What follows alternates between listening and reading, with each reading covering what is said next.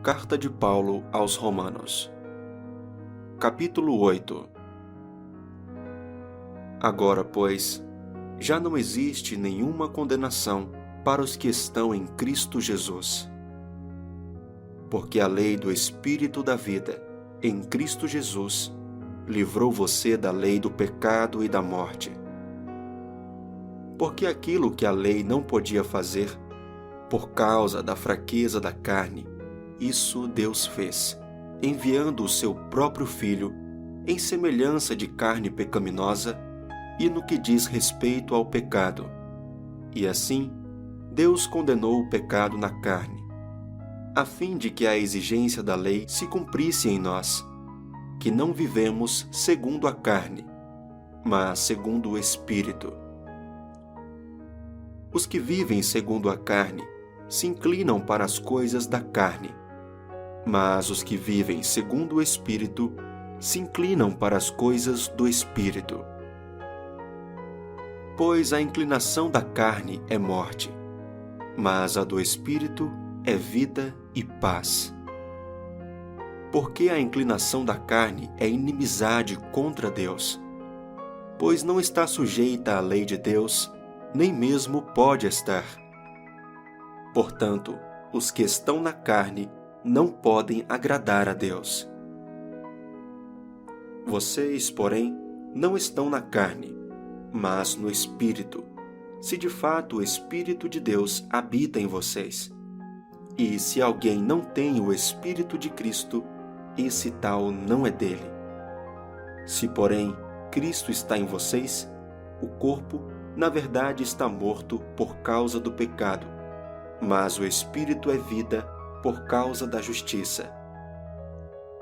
Se em vocês habita o Espírito daquele que ressuscitou Jesus dentre os mortos, esse mesmo que ressuscitou Cristo dentre os mortos, vivificará também o corpo mortal de vocês, por meio do seu Espírito que habita em vocês. Assim, pois, irmãos, somos devedores, não à carne, como se estivéssemos obrigados a viver segundo a carne. Porque se vocês viverem segundo a carne, caminharão para a morte. Mas se pelo Espírito mortificarem os feitos do corpo, certamente viverão. Pois todos os que são guiados pelo Espírito de Deus são filhos de Deus. Porque vocês não receberam o espírito de escravidão, para viverem outra vez atemorizados, mas receberam o Espírito de adoção, por meio do qual clamamos Abba, Pai. O próprio Espírito confirma ao nosso espírito que somos filhos de Deus. E se somos filhos, somos também herdeiros, herdeiros de Deus e co-herdeiros com Cristo, se com Ele sofremos, para que também com Ele sejamos glorificados. Porque para mim, tenho por certo que os sofrimentos do tempo presente não podem ser comparados com a glória a ser revelada em nós. A ardente expectativa da criação aguarda a revelação dos filhos de Deus. Pois a criação está sujeita à vaidade, não por sua própria vontade, mas por causa daquele que a sujeitou, na esperança de que a própria criação será libertada do cativeiro da corrupção, para a liberdade da glória dos filhos de Deus.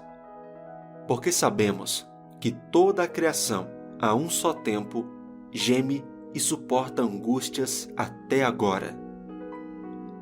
E não somente ela, mas também nós, que temos as primícias do Espírito, igualmente gememos em nosso íntimo, aguardando a adoção de filhos, a redenção do nosso corpo.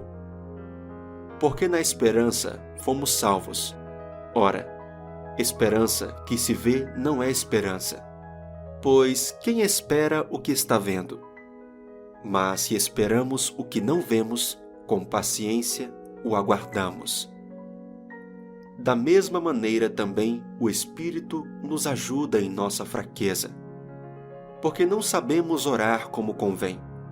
Mas o próprio Espírito intercede por nós com gemidos inexprimíveis. E aquele que sonda os corações sabe qual é a mente do Espírito, porque intercede pelos santos de acordo com a vontade de Deus. Sabemos que todas as coisas cooperam para o bem daqueles que amam a Deus, daqueles que são chamados segundo o seu propósito. Pois aqueles que Deus de antemão conheceu, Ele também predestinou, para serem conformes à imagem de seu Filho, a fim de que ele seja o primogênito entre muitos irmãos. E aos que predestinou, a esses também chamou. E aos que chamou, a esses também justificou. E aos que justificou, a esses também glorificou. Que diremos então à vista destas coisas? Se Deus é por nós, quem será contra nós?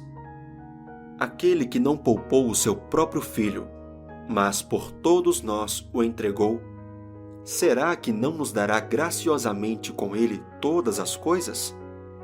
Quem intentará acusação contra os eleitos de Deus? É Deus quem os justifica. Quem os condenará? É Cristo Jesus quem morreu, ou melhor, quem ressuscitou, o qual está à direita de Deus e também intercede por nós. Quem nos separará do amor de Cristo?